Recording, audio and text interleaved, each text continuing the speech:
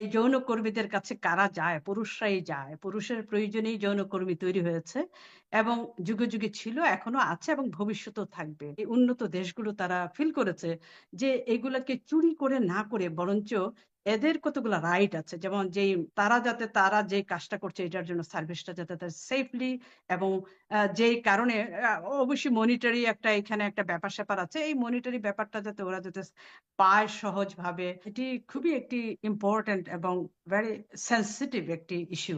Very sensitive, বিশেষ করে আমাদের কালচারাল দিক থেকে বা ধর্মীয় দিক থেকে যদি চিন্তা করি, এমন একটি কঠিন টপিকস হুম, নিয়ে কথা বলা খুবই কঠিন। তারপরেও চেষ্টা করি আমরা, যেহেতু আ শিক্ষিত মানুষ, আমাদের উপর অনেক দায়িত্ব আছে, অনেক সময় অনেক কিছু সমাজের জন্য কথা বলা। সেই দৃষ্টিকোণ থেকে আমি উনার সেন্টিমেন্টটা আমি বুঝতে পারছি এবং কারণ আমি বাংলাদেশেরই মেয়ে, আমি মুসলমান, আমি নারী। ৩ টি দিক দিয়ে কিন্তু আমি এখানে আ এ মানে আমি কভার করছি। ১ম এই আমি একটি জিনিস বলে নিতে চাই যে এই যে group of women, doctor Yunus ওনাদেরকে দায়িত্ব দিয়েছেন নারী বিষয়ক সংস্কার কমিশন গঠন করে নারী বিষয়ক সমস্ত ইস্যুগুলো নিয়ে রিকমেন্ডেশন দেওয়ার জন্য। আ আমি আমি বলব যে উনারা হাইলি ইন্টেলিজেন্ট, তারা এডুকেটেড, স্মার্ট, তারপরে আপনার ধরুন knowledgeable। আমি মনে করি খুবই উনারা সবার পোর্টফোলিও যদি আপনি দেখেন, তারা অ্যা বাংলাদেশের বিভিন্ন জায়গায় কাজ করেছেন এবং করছেন। যার কারণে উনাদের যে নলেজ আছে, আমার মনে হয় না সাধারণ মহিলাদের সেই নলেজ গুলা আছে।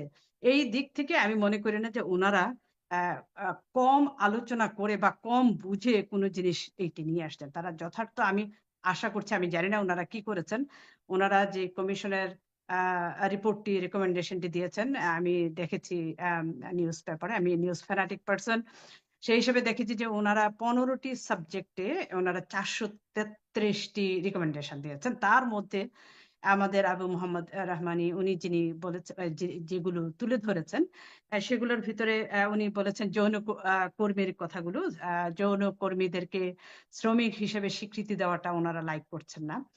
একটি জিনিস আমি লক্ষ্য করেছি সংবাদপত্রে, সেটি হলো যে নারী বিষয়ক সংস্কারের যেই পয়েন্ট গুলো, এগুলো নারীদেরকে নিয়ে, শিশু মেয়েদেরকে নিয়ে বাংলাদেশের জন্য। কিন্তু কোনো মহিলা কিন্তু প্রতিবাদ করেনি। আমরা দেখছি শুধুমাত্র পুরুষরাই প্রতিবাদ করছে। এটি আমার কাছে খুবই ইন্টারেস্টিং মনে হয়েছে যে বাংলাদেশের অর্ধেক নারী সমাজ যদি এটি অপছন্দ করত, তারা কেন এখন পর্যন্ত কথা বলেনি?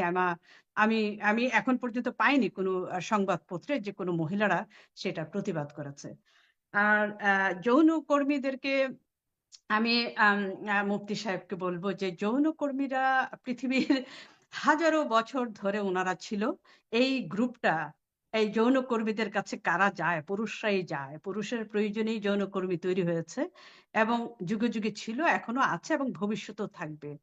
এই এই স এই এই একটা গ্রুপকে কোনো সময়ে কোনো সমাজ থেকে মানে মুসলিম বলুন বা হিন্দু বলুন বা বিভিন্ন ধর্মীয় দিক থেকেও যদি চিন্তা করেন, এদেরকে কিন্তু কেউই ভ্যানিশ করতে পারেনি। বরঞ্চ ওদেরকে এদিকে বন্ধ করলে ওদিকে তৈরি হয়, ওইদিকে বন্ধ করলে ওইদিক দিয়ে তৈরি হয়। এই যে তৈরি হয়, ওদের ক্লায়েন্ট কারা? পুরুষরা। তো এই তৈরির জিনিসটি এগুলো অনেক কিছু ভেবে চিন্তে আমি দেখেছি যে এই উন্নত দেশগুলো তারা ফিল করেছে যে এগুলাকে চুরি করে না করে বরঞ্চ এদের কতগুলা রাইট আছে। যেমন যেই আ নারীরা এগুলাতে বাধ্য হচ্ছে এই সমস্ত পেশায় যেতে। আমার মনে হয় না কেউ খুব শখ করে যায়। কোনো কারণে কোনোভাবে তারা সেটাতে পড়ে যায়। যেভাবেই পড়েছে, কিন্তু তারা যাতে জীবনের হুমকি স্বরূপ না হয়। তারা যে কাজটা করছে এটার জন্য সার্ভিসটা যাতে তার সেফলি এবং যেই কারণে অবশ্যই মনিটারি এখানে একটা ব্যাপার-স্যাপার আছে। এই মনিটারি ব্যাপারটা যাতে ওরা যাতে পায় সহজভাবে। এই জিনিসগুলোর জন্যই কিন্তু উন্নত দেশগুলো এটাকে, আমি জানি না মুফতি সাহেব সেটি জানেন কিনা? পৃথিবীর সবগুলো উন্নত দেশে এই যৌনকর্মীদেরকে কিন্তু স্বীকৃতি দিয়েছে এবং সেটি লিগালাইজ করেছে।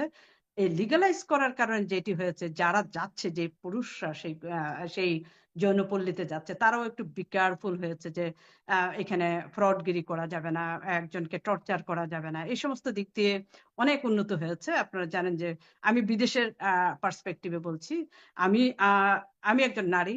আমিও চাই, আমি জানি যে এই বাংলাদেশের যে কিন্তু মেয়েরা এটা বিশেষ করে করে তো আবার দেখা যাচ্ছে যে বাংলাদেশের পার্সপেক্টিভে যদি বলি, আপনি তো যেমন জি আয়ারল্যান্ডে তো সেখানে আমি যতটুকু জানি যে এই যৌনকর্মীরা শেষ বয়সে পেনশন পর্যন্ত পায়, তারা সরকারি চাকরির মতো এই বিষয়গুলিকে। কিন্তু বাংলাদেশের প্রেক্ষিতটা তো সেরকম নয়। বাংলাদেশের প্রেক্ষিতে না না যদি এরকম সুযোগ দেওয়া এখন হয়, যারা ব্রাহ্মণী বলছেন যে যে ভালো ভালো নারীরাও দেখা যাচ্ছে যে এগুলো করতে আহ, উদ্বুদ্ধ আ- হবে আ- বা আমার সেই হবে। আমাদের পয়েন্টটা হলো যে যুগে যুগে, আমি যেটা প্রথমে বলছি, যুগে যুগে কোনো সময় এটাকে